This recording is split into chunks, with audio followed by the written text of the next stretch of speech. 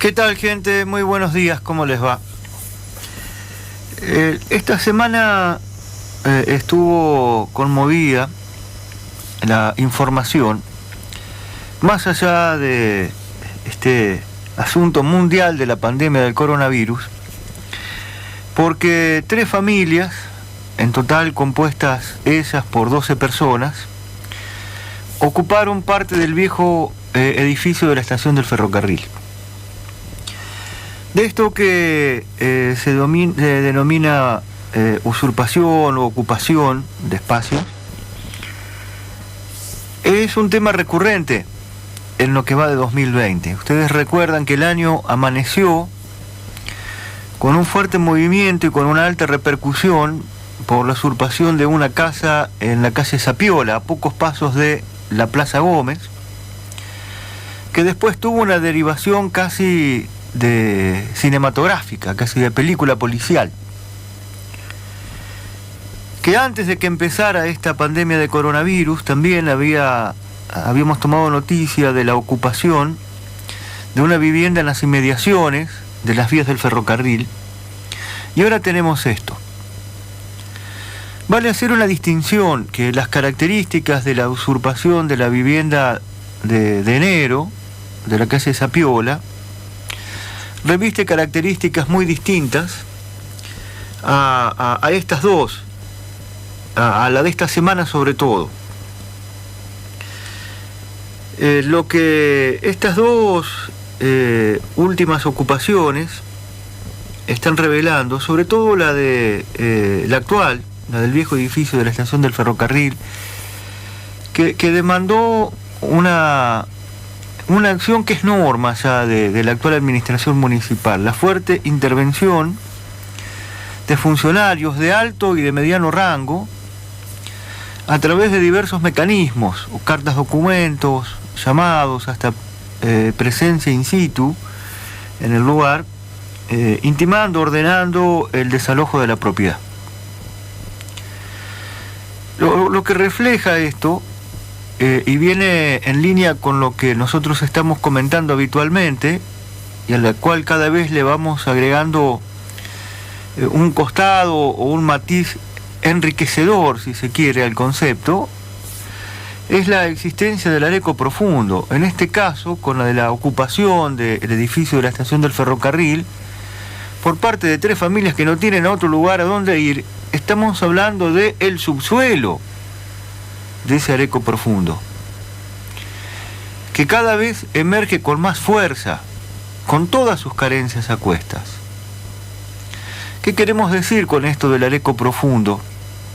Para explicarlo con más nitidez, es ni más ni menos que una manera gráfica de exponer el alto grado de desigualdad social que existe y que cada vez se va pronunciando más, que se va consolidando y que se intenta también naturalizar en nuestro querido San Antonio de Areco.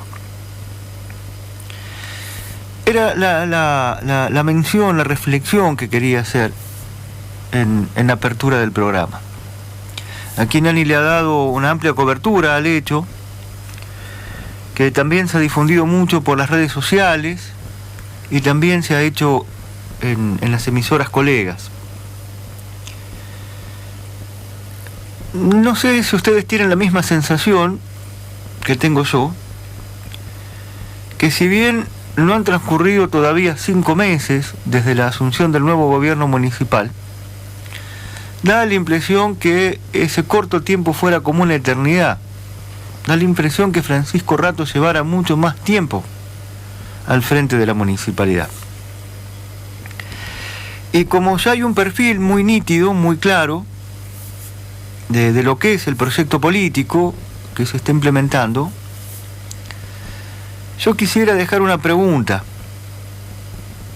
que también va en concordancia con lo que uno viene hablando prácticamente unos 12 años y pico que llevamos en el aire cada sábado por la mañana en Imagen. La pregunta es esta: ¿qué grado de aceptación entre el vecindario tiene y va a tener con el transcurrir del tiempo en el futuro una experiencia política tan a la derecha, casi que no registra antecedentes, como la que está conduciendo Francisco Rato al frente de la municipalidad.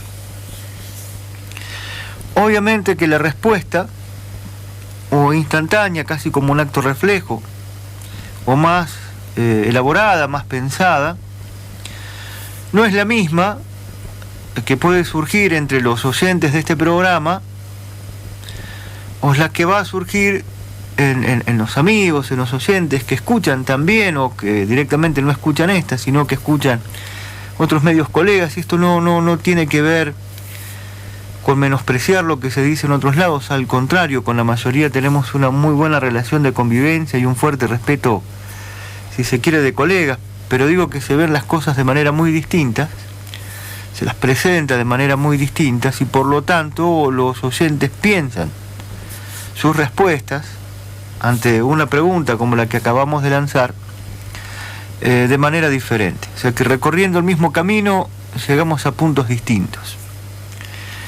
Y yo creo que esta es la gran pregunta a responder, el gran interrogante a resolver a lo largo de estos 4 años.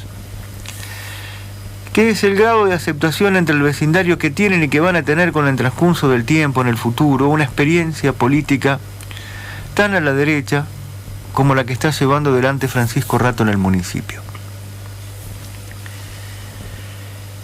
Voy a seguir caminando por el mismo sendero que empezamos a recorrer en las distintas aperturas del programa de los sábados, desde mediados del mes de marzo, cuando comenzó a cobrar fuerza esta pandemia del coronavirus a nivel mundial, que empieza a tener su repercusión en Argentina. Nosotros desde el primer momento elegimos como línea analítica, si se quiere llamarla así, decir que estábamos viviendo una emergencia sanitaria con derivaciones económicas, ahora le agregamos también sociales, que requieren de un conjunto de medidas políticas para administrar tanto la emergencia como la emergencia sanitaria como sus derivaciones económicas y sociales. Siguiendo por ese camino, nuestro pensamiento de hoy transcurre en lo siguiente. Pensamos que es necesario ampliar el marco de consenso que hasta ahora ha tenido en el contexto el Comité de Crisis, que fue un ente convocado allá por el 14 de marzo, o sea que tiene un mes y medio casi de vigencia, en donde el Departamento Ejecutivo, sus funcionarios, el Consejo Deliberante y la máxima autoridad educativa, más el Consejo Escolar del pueblo, se reunieron, debatieron y aplicaron un conjunto de medidas iniciales ante la emergencia.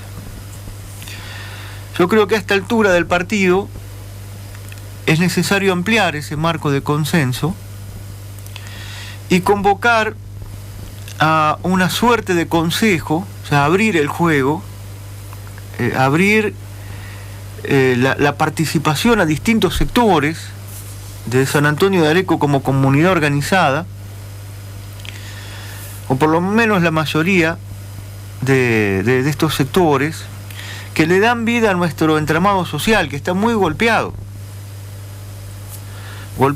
por la incertidumbre, por también la emergencia sanitaria y también por esas derivaciones económicas y sociales que está teniendo este aislamiento social de carácter preventivo y obligatorio, que en un principio se va a extender hasta el 11 de mayo. ¿Qué se puede hacer o para qué es necesario ampliar la base de consenso que hasta hoy tiene el Comité de Crisis y convocar a un consejo mayor, más grande en cuanto a su número de integrantes? Bueno, porque ahí se puede recibir, analizar y difundir información de todo tipo, se pueden debatir y concertar medidas y diseñar mecanismos de acción para la continuidad en esta nueva etapa que adopta el aislamiento o la cuarentena, que como dije recién y como todos sabemos, se prolonga hasta el 11 de mayo. Esa información, ese análisis, ese debate, esa concertación de medidas, ese diseño de mecanismos de acción, va a permitir administrar de manera más consensuada las flexibilizaciones al aislamiento dentro del marco de las normativas nacionales y provinciales, va a permitir tener una comprensión mejor, va a permitir entender mejor las necesidades generales de la economía y también de cada uno de los sectores en particular,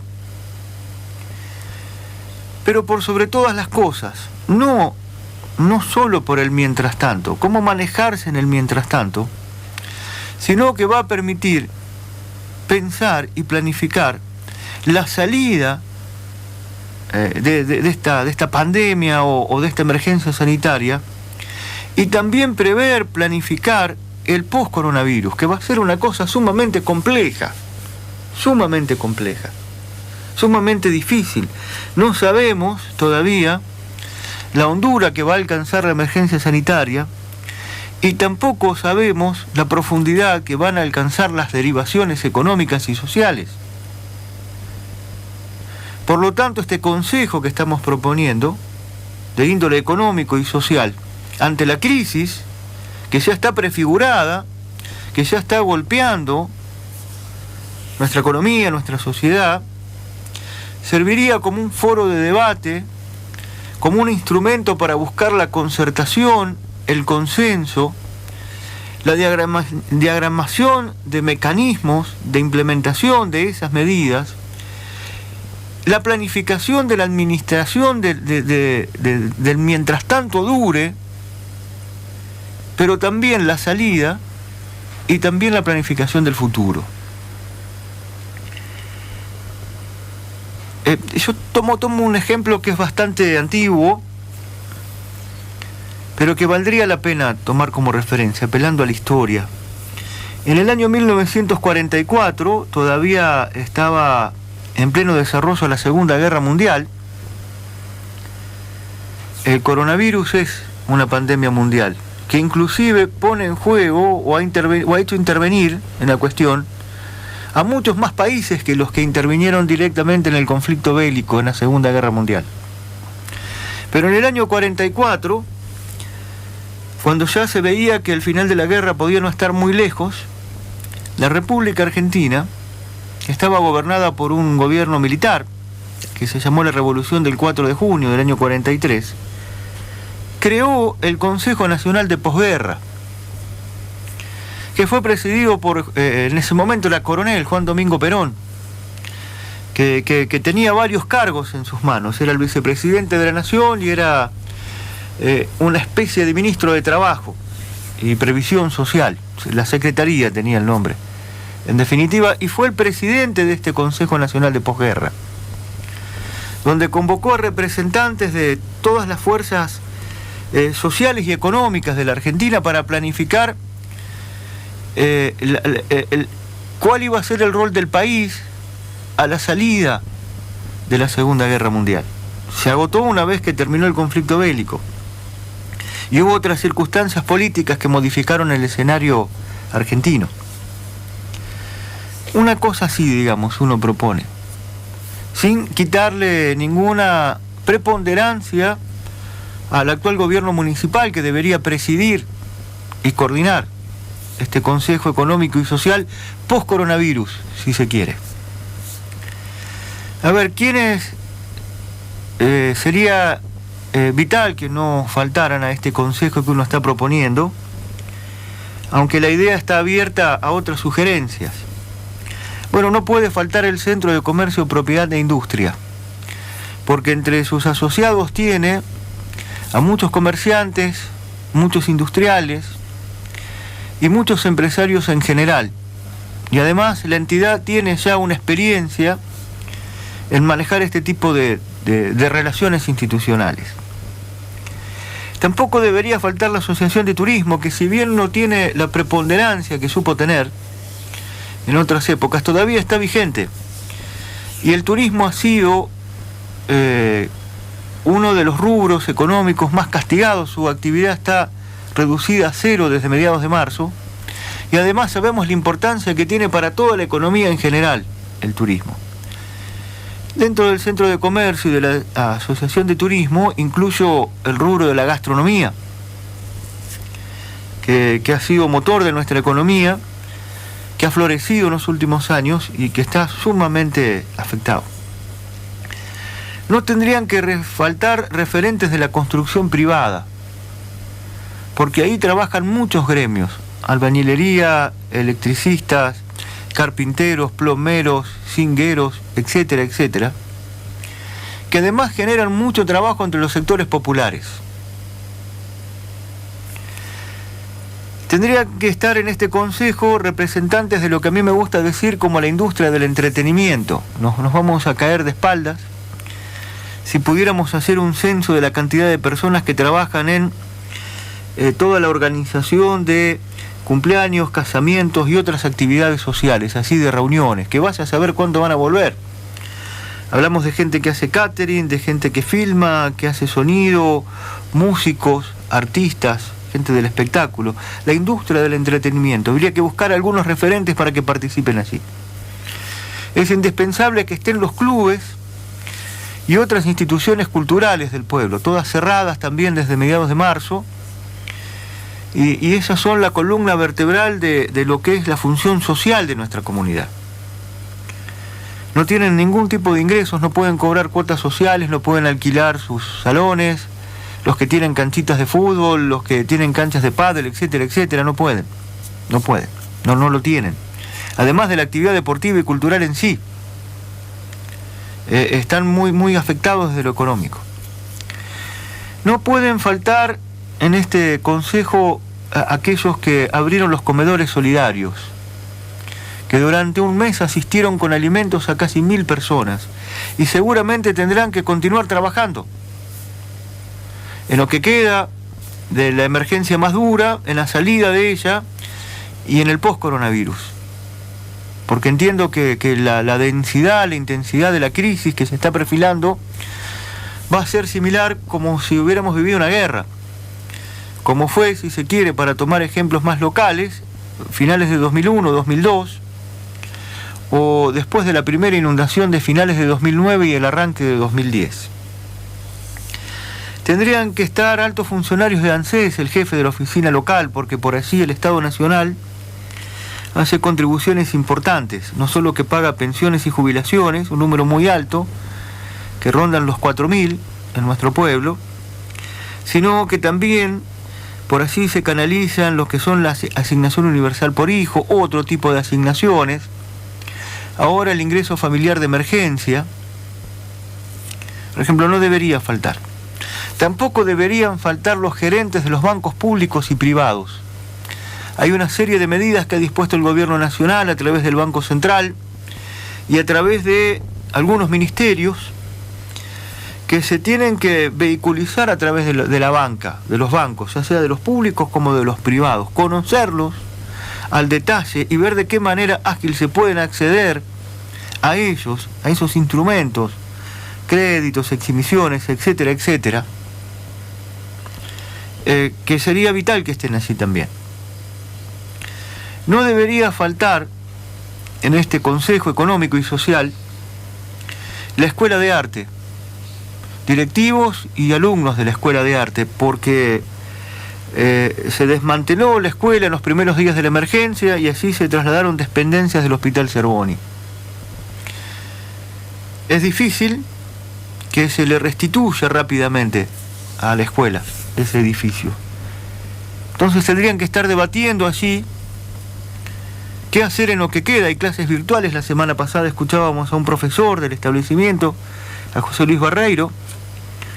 Pero cuando se salga de la pandemia, ¿qué? ¿Es posible que las necesidades del sistema de salud se prolonguen más allá de que la crisis se vaya apaciguando? Por eso no deberían faltar directivos, alumnos y docentes de la Escuela de Arte en este consejo. Y obviamente que tendrían que estar representantes de todas las fuerzas políticas. El gobierno de Francisco Rato tiene una legitimidad enorme, porque mediante el saldo del resultado de las elecciones de 2017 y de 2019, no solamente ejerce el Poder Ejecutivo, sino que tiene mayoría y quórum propio en el Consejo Deliberante y tiene mayoría también en el Consejo Escolar. Pero eso no lo exime de promover la participación de las otras fuerzas políticas. Tiene representación institucional el peronismo en su versión del Frente de Todos, pero también hay otras fuerzas políticas que pueden aportar su opinión y su experiencia, porque la han tenido en otros momentos de crisis desde la gestión política. Y además es la base, la ampliación de la base del consenso institucional. Obviamente que están faltando sectores a convocar y sectores que son muy necesarios en el debate para lograr una concertación social que permita administrar mejor lo que queda de esta emergencia, su salida y sobre todo el post. Me preocupa mucho el post-coronavirus. Obviamente el objetivo central es concertar medidas concretas, ¿no?, de este consejo. Pero también es evitar el aislamiento político al que se encamina el gobierno municipal. Desde mi punto de vista ya está caminando o está transitando por un sendero de aislamiento social y político el gobierno de Francisco Rato. Entonces, concertar medidas concretas para evitar el aislamiento político al que se encamina de seguir así el gobierno municipal, pero también para afrontar los momentos de crisis económica y social que ya se perfilan y que parecen ser muy profundos, parece que van a ser muy profundos. Obviamente que es algo elemental lo que le voy a decir ahora, que el funcionamiento de este consejo se puede hacer a través de reuniones de pequeños grupos sectoriales, con algunos referentes, adoptando todos los protocolos de seguridad pertinentes, pero que hoy se ha difundido mucho el uso de las nuevas tecnologías de la comunicación. La educación es un buen ejemplo en ese sentido. Hay plataformas como el Zoom o el WhatsApp, que es muy usual, las videoconferencias, que se pueden utilizar para las sesiones de este consejo y que se pueden realizar tranquilamente plenarios después de videoconferencias más parciales o de reuniones más chicas. Lo quería decir porque lo seguro que van a decir mis detractores, que los hay y en cantidades. ¿Qué está diciendo este tipo? Tenga mano tasador, ¿cómo quiere hacer una reunión multitudinaria en épocas de aislamiento social? Hay mecanismos, hay vías muy efectivas, digamos, y que se utilizan mucho y que se han popularizado mucho en este tiempo de excepción que estamos atravesando. Esto es lo que yo quería dejar como análisis este sábado a la mañana, muy gris, encima de la cuarentena, lluvia, ¿no? Que entristece un poco más una cuestión psicológica que existe, que es muy fuerte y que también es necesario considerar en este complejo contexto de emergencia sanitaria con fuertes derivaciones económicas y sociales que necesitan un conjunto de medidas políticas acertadas y concertadas, con mucho consenso, para poder manejarlas con algún éxito.